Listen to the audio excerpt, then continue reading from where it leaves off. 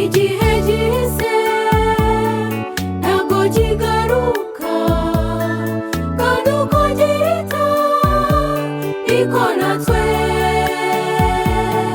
turushaho kwegera imperuka y'isi. Ibyahanuwe byose biri gusohora imbere yacu. Twabwiwe byinshi ndetse twabonye byinshi, ariko ubu tugeze aho rukomeye. Ariko umuntu ufata icyemezo butaracya, kuko mu gitondo waba wakererewe.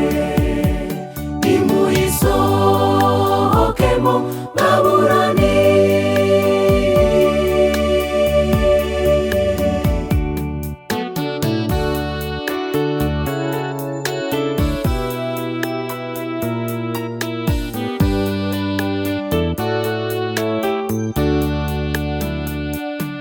Mu bihe bize Imana ntiyahwemye kumenyesha ab'isi ibizaza,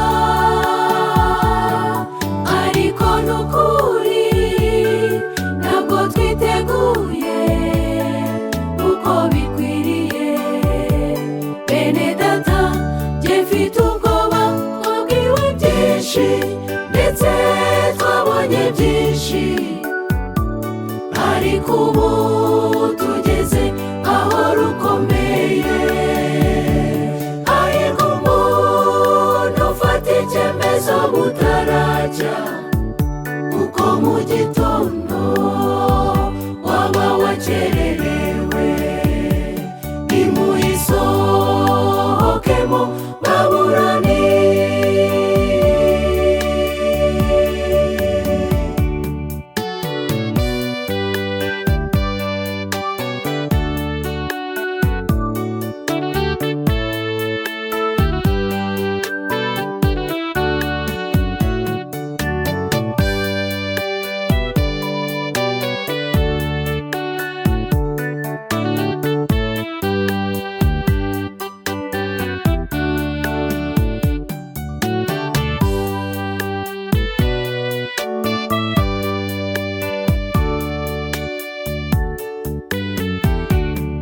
Ntugashukwe nshuti, nta kundi bizaza. Nuko tubibona nta kundi pe. Gahoro gahoro bisa nk'ibisanzwe, ariko nyuma yabyo hihishe akaga gakomeye. Twabwiwe byinshi ndetse twabonye byinshi, ariko ubu tugeze aho rukomeye. Ariko umuntu ufata icyemezo butaracya, kuko mu gitondo waba wakererewe. Nimuyisohokemo Babuloni. Twabwiwe byinshi ndetse twabonye byinshi, ariko ubu